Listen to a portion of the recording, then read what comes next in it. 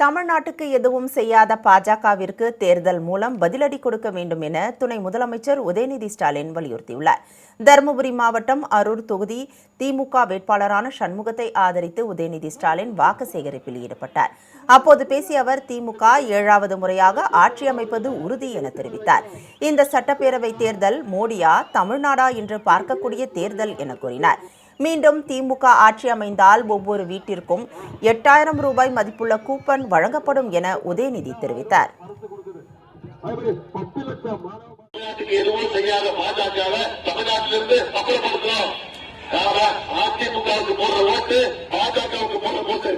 இந்த தேர்தல் நீங்க ஞாபகம், இது தமிழ்நாட்டுக்கும் டெல்லிக்குமான தேர்தல்.